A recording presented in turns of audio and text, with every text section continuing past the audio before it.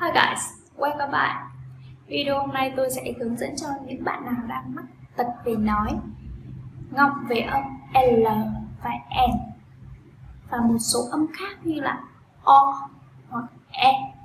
Âm đó thì chúng ta sẽ sửa khá là dễ thôi. Vì nếu như mà các bạn đang nói gặp cái trở ngại về âm L thì các bạn nói tiếng Anh, bạn tưởng tượng mà xem, nếu mà chúng ta nói là good afternoon, hello, I have a lunch with my friend. Các bạn có hiểu gì không ạ?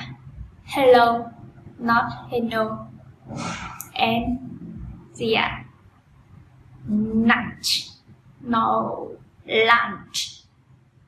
I have lunch with my friend. Today I have lunch with my friend. Today I had lunch with my friend. Ok, vậy thì làm sao chúng ta có thể sửa được những âm này? Vì khi mà chúng ta có trở ngại như vậy thì trong tiếng Việt chúng ta chưa chú ý đến việc sửa, vậy sang tiếng Anh chúng ta có phải sửa hay không? Có phải sửa các bạn ạ. Phải sửa thì nói tiếng Anh mới đúng, mới chuẩn được, đúng không ạ?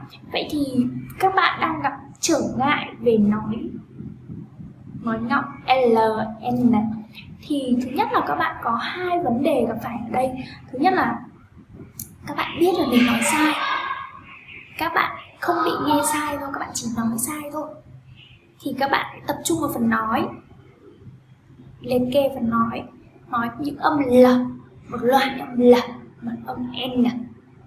Các bạn không bị lỗi phần nghe, các bạn sửa rất là nhanh hơn so với các bạn vừa bị lỗi phần nghe nữa. Lỗi phần nghe là sự sao? Khi các bạn ý nghe người khác nói hoặc các bạn ấy nói ra, các bạn không phân biệt được đâu là L, đâu là N, đúng không? Thì các bạn rất là khó. Vậy thì các bạn đấy phải luyện cả phần nghe nữa. Bạn hãy nghe thật nhiều những âm có L và những âm có N này. Sau đó các bạn phải tự phân biệt được nó là sự khác biệt đó. Nghe thật nhiều. Đầu vào các bạn bị sai ở phần nghe, các bạn sửa từ phần nghe. Sau đó rồi các bạn hãy luyện nói theo cái phần đó. Vậy thì tôi nói tiếp theo là sự khác biệt khi chúng ta nói ở khẩu hình miệng của âm L và âm N là như thế nào. Khi chúng ta nói âm L thì phần lưỡi của chúng ta, khẩu hình miệng của hai âm này khá là giống nhau trong tiếng Việt ạ. Trong tiếng Anh thì tôi sẽ nói sau. Trong tiếng Việt thì nó khá là giống nhau. L, đấy là âm L cao đấy ạ. L thì lưỡi của các bạn lúc này thả lỏng hơn, nó di chuyển dễ hơn, cong lưỡi lên. Đấy. Thì để nói cái từ này thì các bạn để làm các bạn đang không nói được âm L nhé, mà chỉ chuyên nói N thì tức là lưỡi của các bạn đang bị cứng quá, hãy làm cho lưỡi mình mềm hơn bằng cách thì đó là các bạn sẽ nói được L. Còn để nói âm N thì sao? Âm N này khẩu hình miệng của nó cũng giống như vậy, nhưng mà cái lưỡi của nó cứng hơn. Và để các bạn mẹo để giữ cho lưỡi mình cứng hơn thì các bạn hãy đặt đầu lưỡi của mình ở chân hàm dưới, chân răng hàm dưới đấy.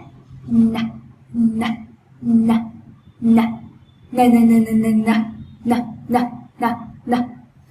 Để làm cho lưỡi các bạn cứng thì các bạn hãy làm thế này. Tặc lưỡi ấy. Tặc. Tức là lưỡi các bạn để nguyên ở đây. Khi bạn tặc lưỡi thì lưỡi bạn phải để nguyên ở đây rồi. Thì đó là khẩu hình miệng để nói âm N nào. Hôm nay tôi đi chơi. Hôm nay tôi lên Hà Nội, đúng không? Thì đó là phần trong tiếng Việt của chúng ta. Các bạn hãy thực hành sửa âm L thì là L. Còn sửa âm N thì là hãy đặt lưỡi của bạn cứng ra, cho lưỡi của bạn cứng hơn, là đặt lưỡi ở phía dưới, hàm dưới này. Ok. Còn những bạn nào mà đang bị lỗi vào vừa phần nghe, không phân biệt được đâu là L và đâu là N, thì hãy tìm những bài đang luyện nói và những bài luyện về âm L, N ấy, hãy nghe thật kỹ để phân biệt. Trước tiên mình hãy nghe, sử dụng thông tin đầu vào bằng phần nghe trước để xem nó khác biệt như thế nào để mình phân biệt trước. Sau đó hãy dùng kỹ thuật như vừa nãy tôi hướng dẫn để sửa phần nói của mình. Hy vọng rằng nó sẽ bổ ích cho các bạn. Còn những bạn nào đang bị lỗi bằng o, e thì sao?